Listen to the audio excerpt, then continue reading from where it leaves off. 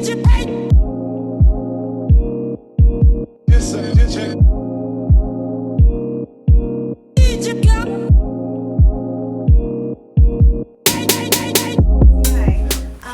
thank you for meeting with us, Style, Life, and Music. Sure thing. My name's Angie. I'm here with the mayor of Long Beach, Mr. Hello. Robert Garcia. We are here in his beautiful building overlooking the entire city. And so let's just get to it. Sure. Basically, you're not the typical, person in the government as far as Sure. being so young, and you're holding a lot of the city's interests at heart, and you're doing things a little bit differently here in the city, which we really appreciate it. So, I did see you've done a few interviews, such as Straight Talk with Art Levine, which they post on the city's website, Long Beach City's website. And he did say something that really stuck with me when I heard him interview you and watched the interview, basically that you have a really infectious personality. And I believe that, and I just want to see if you've always been this way. Do you think it has anything to do with your upbringing? Well, I think that I've always been kind of I was an energetic kid. I was always energetic growing up. I was involved in high school, involved in college. So I think I've always been a little bit in a hurry, in a hurry to get something done or to see progress. And that's just part of my personality. The interesting part is when I'm at home, I'm actually very quiet. So even though I think I'm probably energetic out in public, when I'm home, I'm quiet, like to read, relax, hang out with my partner, just be very, very mellow. Wow, that's good to know. So what did you see yourself doing when you were young? Be a teacher. I always wanted to be a teacher, and I am a teacher. That's what I always saw myself doing when I was younger. And I was able to, go to grad school, get my doctorate, teach, become a college administrator. So that was always my professional goal, which I feel like I've achieved. And even though I'm mayor, I'm still consider myself a teacher, and I'll be one after I'm done being mayor. And so you're currently teaching now? I stopped teaching when I became mayor. I am doing lecturing in one class at Cal State Long Beach with a professor friend of mine, but I'm no longer a full-time teacher. Okay.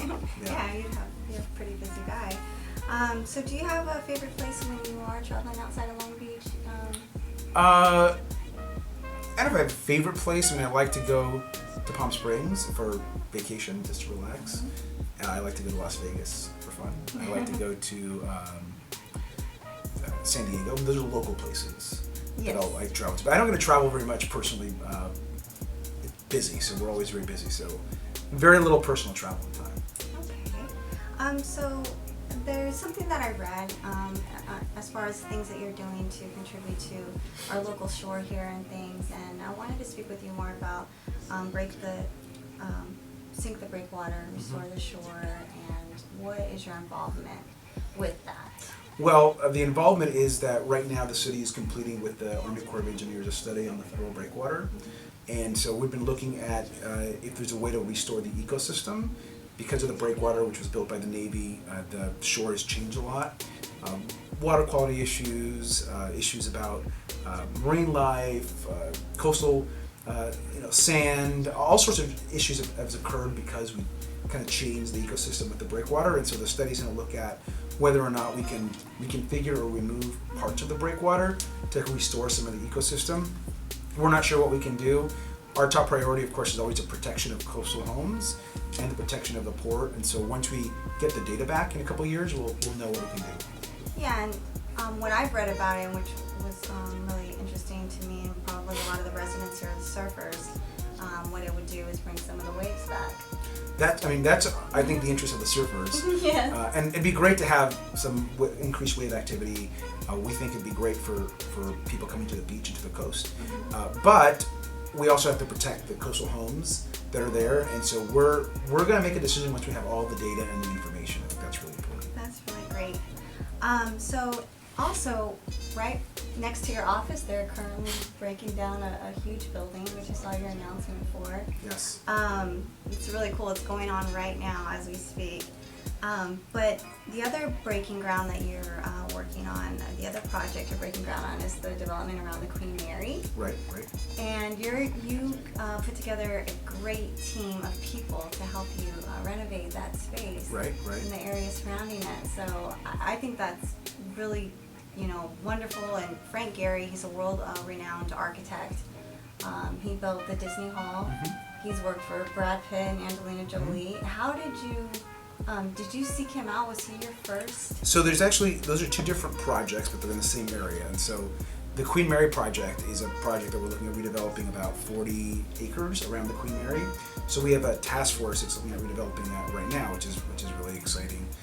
The Frank Gehry project is the S.L.A. River project. So he's looking at doing a signature project along the S.L.A. River based in Long Beach. And so we're going to do a Long Beach-based Frank Gehry project around the S.L.A. River that he's come out a few times to be involved with. So two separate projects kind of in the same area, but obviously Frank Gehry is probably one of the most well-loved architects that's currently anywhere on the planet alive, and people love his work. I do personally, and so that's very exciting to have him on board.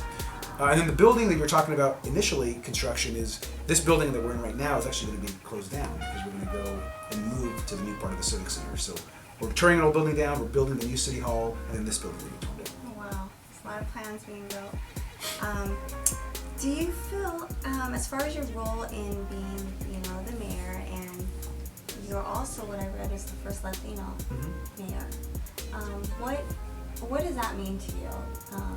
Well, I mean, as an immigrant, I think obviously I know I represent the Latino community and the immigrant community. I know that being Latino for Latinos is a big deal. I always say that I'm the mayor equally for everybody. So whether someone's Latino or African American or white, for me, I'm everyone's mayor. But yeah, I mean, I speak Spanish. I'm an immigrant. I'm proud of being being Latino in my culture, which we have the best food, I think, and the best music. But I think it's important that I represent everyone the same.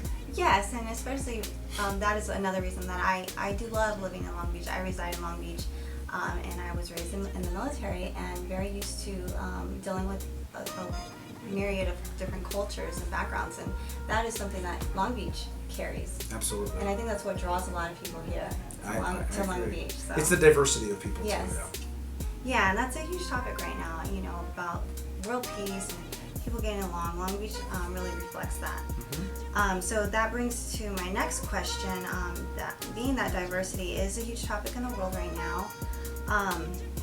Do you feel that your personality really helps with your role as being a mayor? I think so. I mean, I think I'm pretty outgoing and I'm pretty open, so I try to go to events and have people come meet out in public. So I think my personality helps me be mayor.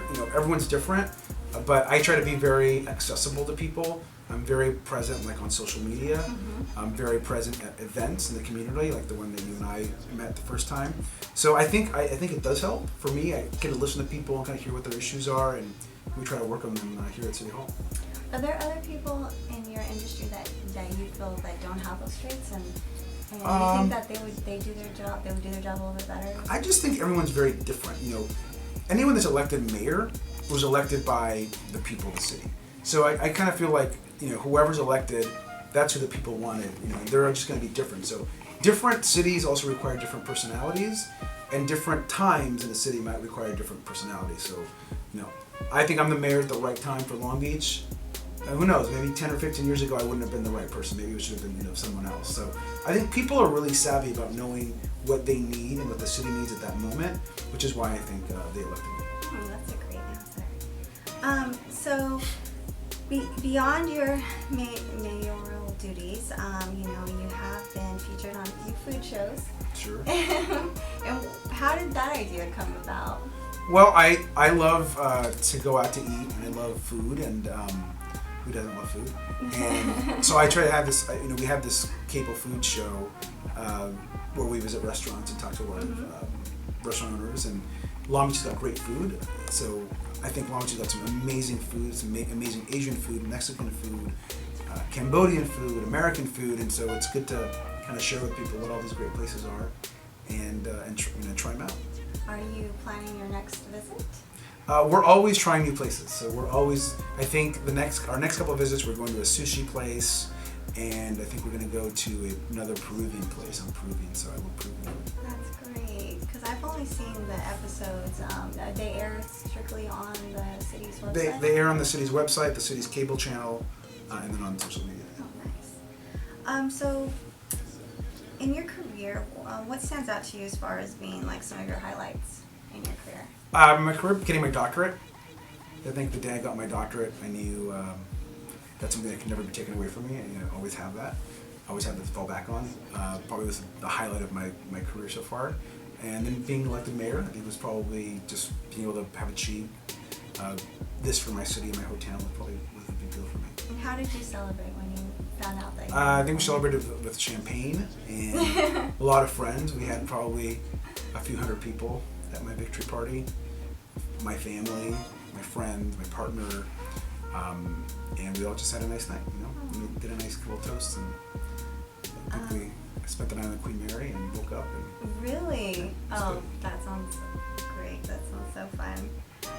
So, when you do have a stressful, busy day, what do you do to kind of, get away from it all, get your thoughts together?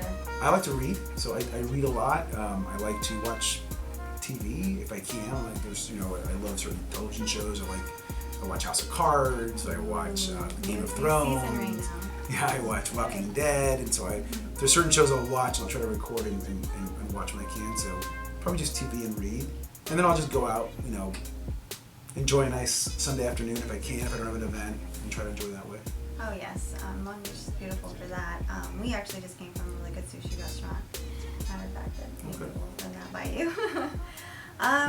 So that was really, the gist of my questions. Great. I know you're a very busy person. Well, thank you. And you have a great view. Thank you. We really enjoy our time here as, myself as being a resident. So Great. I Well, think thank you're you doing a great job. And thank you for everything you're doing, and I'm happy to do it. Thank you. Thank you. All right. Thank Thanks, you. Lee. Absolutely.